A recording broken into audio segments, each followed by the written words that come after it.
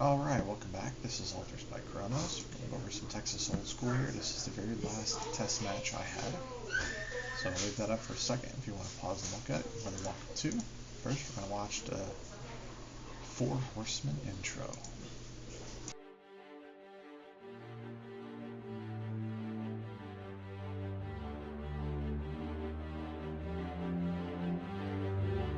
Greetings, old school magic players, and welcome to the Four Horsemen. Alright, welcome back. Start off, I already bypassed all the stuff for you, so I ended up winning and starting off. So I'll play a Tundra and a Mox.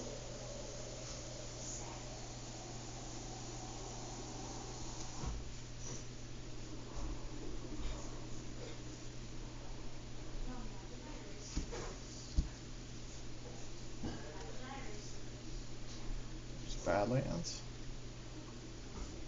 into a Vault. Now what Chadster's testing out is like a ramp type deck. He wants to throw out like their Skellions right away and big creatures like right away. Visions, all kinds of fun stuff. Whatever he can get his hands on, he's going to chuck out quick. Now I'm playing the deck, Texas Old School variation.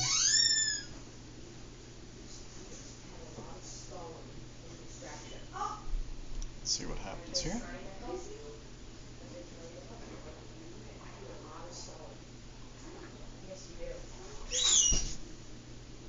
Alright, so I'm going to play out Factory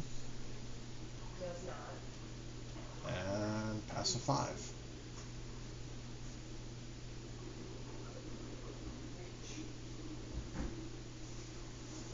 There's an island. Now we have 5 mana.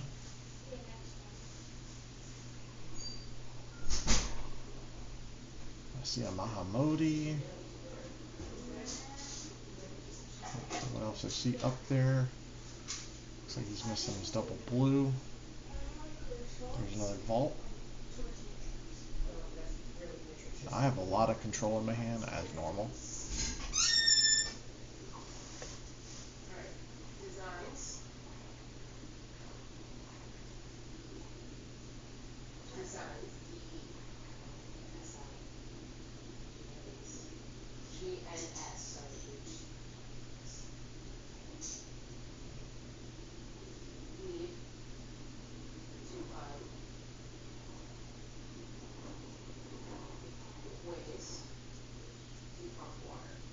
Let's see here. What am I going to play here?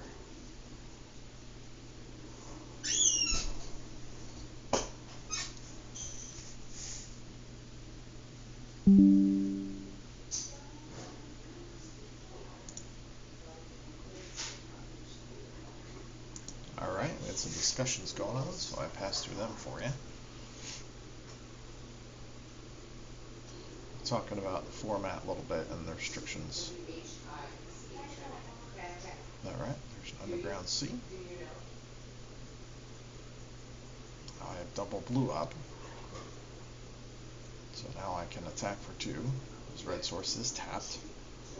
I know he probably has something big going on, but I am not worried about it. I believe I have Disenchants, 1 or 2 of them, a Counterspell, a Plow, a lot of control in my hand.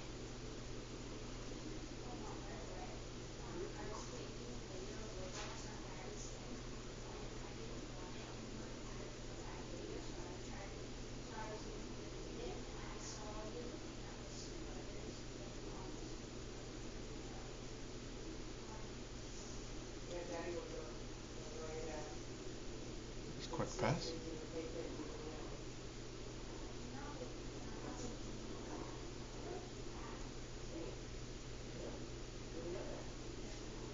There's a strip. I might take out one of his sources at the moment, but I might wait a turn on that. But I don't want double blue because I know that's his problem. I can tell right away. He's waiting on double. Double red, highly doubt it. Double black, doubt it. A lot of ramp, I really have a feeling he's waiting on double blue, so I'm going to probably strip out his blue source. He's going to shatter my mocks. I'm okay with that. I'm going to add it to activate the factory. I'm going to move to combat and attack for 2. Now I'm going to pass.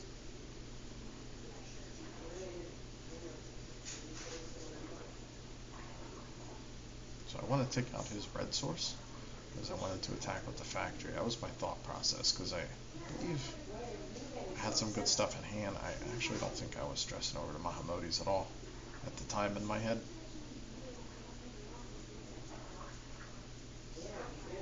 I think I was more worried about the burn.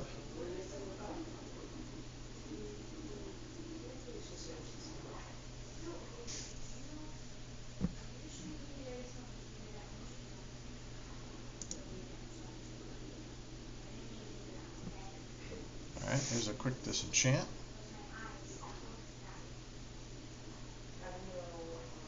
Start cutting down his mana sources.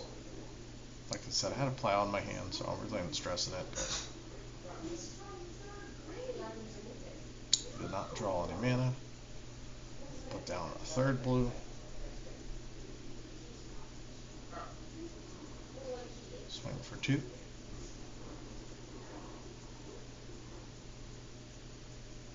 There's double red. I think he's color screwed. That's one of the challenges with having doubles in multicolored decks. The interesting thing is an 8-tog can get just as big as the Mahamodis if you got artifacts.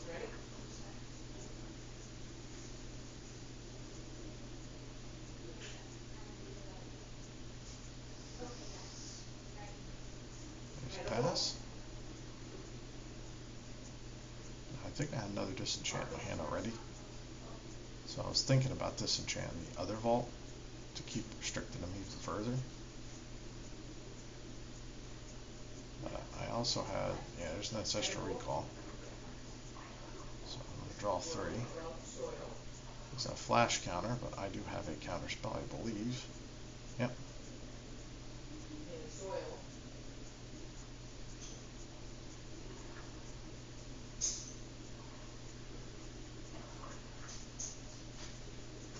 There we go, there's a city. Now I have extra color.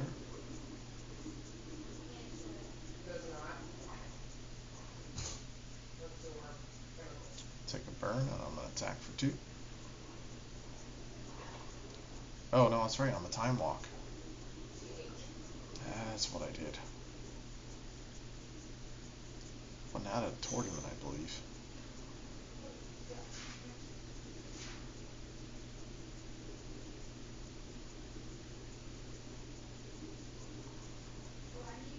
Alright, I'm going to take my extra turn. There's my draw.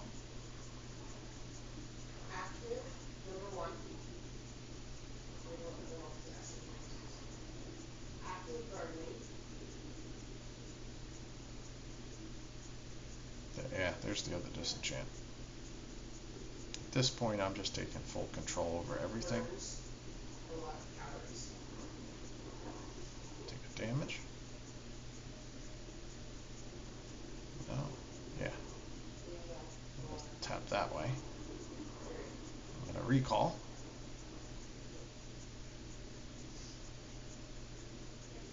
And he already knows where this game's going.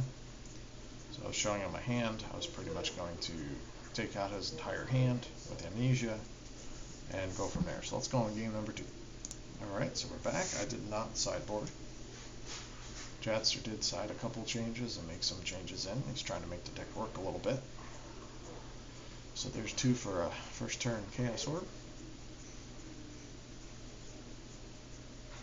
Let's see what I got.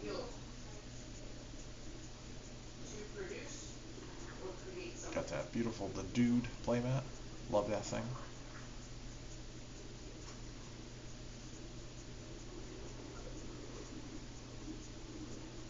There's Volcanic Island. Mox Emerald.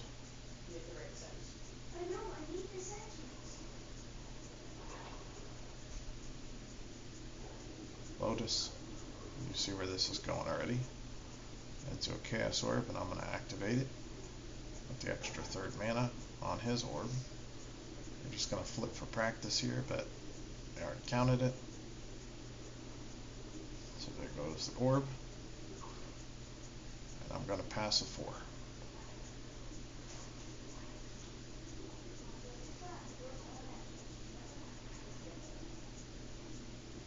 There's an emerald. He's going to put out a dip. I already had a white source in my hand, along with a plow, I believe. No, I didn't. Looks like I have no white source. Not really worried about it. I got a lot of life left. Life is a tool in this deck. So I'm going to play out the tome. I don't think I've drawn with tome yet. It's restricted, so there's only one. But I learned how to play the deck where tome isn't actually necessary. I found Disrupting Scepters and 2 Serra Angels to be extremely dangerous with 1 moat.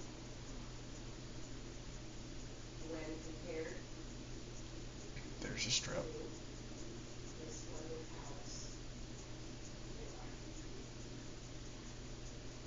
I was wondering if he was going to strip something, but there really isn't anything worth stripping. But I am going to draw with the tome for turn. I did not play land yet. Does not have any responses. I know I have white answers in my hand, but I did not have a white source. So there's a strip. I believe I stripped his blue source here. We were kind of laughing how some people do the strip back in the day, but it doesn't really work anymore, so I'm going to strip out the dual, take him off of double blue, take him out of black, take him off of 4 mana.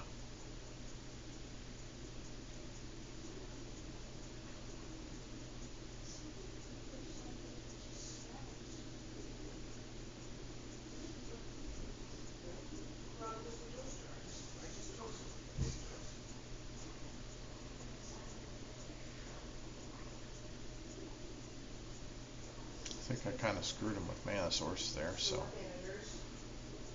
now he's going to hit 4 instead of much more, so looks like he's going to shatter the book. I think I played the book just to try and draw something out of his hand, truthfully.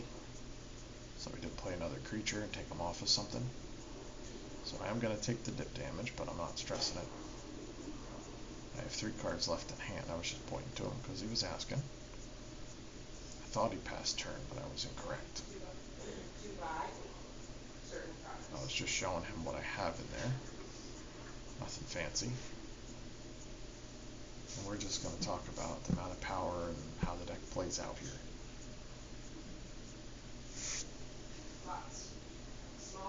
We did get rid of the deck. As I was describing him, the deck is just the same blue base and white base as a lot of the other blue and white decks. So I'm going to Brain Geyser. I believe I have a plow in my hand already.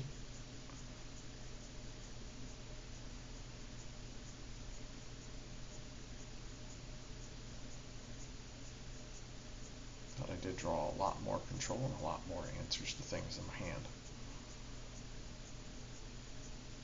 Like I said, I'm not worried about the dib.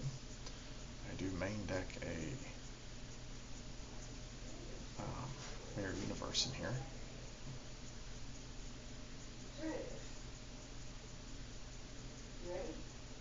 But I find 1 book, Solvent Library, and 2 Disrupting Scepters are far more dangerous. And you don't have Mind Twist, but you do have Amnesia. So I main deck an Amnesia, and then I have an Amnesia in the sideboard also. Again, this is Brian Weissman's build. He gave me the list, we had to modify it. And I play testing it myself, and piloting it for him. There's the white source, there's the plow. This is where it's going to get kind of nasty. I'm going to throw out a Scepter. A Demonic Tutor.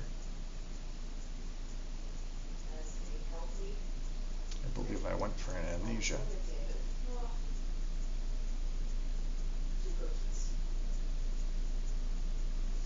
I'm counting up restricted cards at the moment. Like I said, we're testing the format out. I personally don't have a problem with any of these. The only thing I think would help restriction is land tax. But we'll find out as more tournaments go on if tax tower is abused as much as it is at the moment.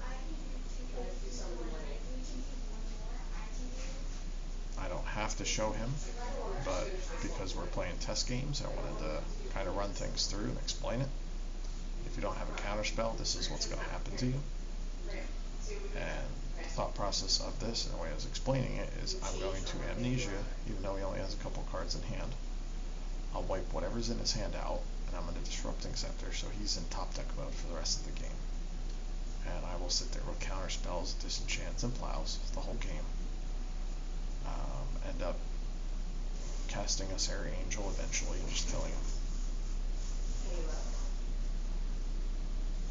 So you can kind of see as I'm shuffling here, I'm kind of purposely showing him some of the stuff that's in there, and now I'm walking through the Scepter, explaining how Amnesia and Scepter go hand in hand. Definitely, if I have an extra card slot, I'm definitely adding Amnesia into the side or something, because it is a absolutely devastating card, especially when you play two. So in this version I do, like I said, one main, but when I play other control decks, the second game is what looks like 2 Amnesias, 2 Scepters, 4 Hypnotic Specters. Watch what happens to your opponents when you bring that out when you had no creatures the first time around. Because Serra Angels are finish only. Do not cast them early unless you know you control the game and you can finish it quick. Otherwise, you do not cast them. They are not to kill people early. They are to stay in your hand or in your library till the end part of the game when your opponent's hand is already gone with Disrupting Scepters and Amnesias. Then you play your Angel when you have multiple ways to protect her, one of them being Disrupting Scepter. How you protect your Angels with Disrupting Scepters is, like I said, your opponents are in top deck only. Now, I'm not worried about that guy at all. I already had a white source in my hand again, so even though it was stripped, I was showing him there's Amnesia, plow. So I was going to plow. Then I can take care of Amnesia next turn. And he already knows there's not a chance, it's already controlled it over. And that's how the deck rolls. So I just wanted to show this game to you guys so you had a general idea. The deck is still dominant. Right now I am undefeated. I did lose a single match, I made mistakes. I will have that game up, but that is a 3 hour and 11 minute game because it was against 4 land tax, 4 tower main. And it was astronomically long. I wanted to claw my eyes out, but it was an amazing game. It's a great opponent. I think he's currently in second place in a tournament right now. So I hope you guys enjoy this. Give you a little bit more information on Brian's deck. Have a wonderful day.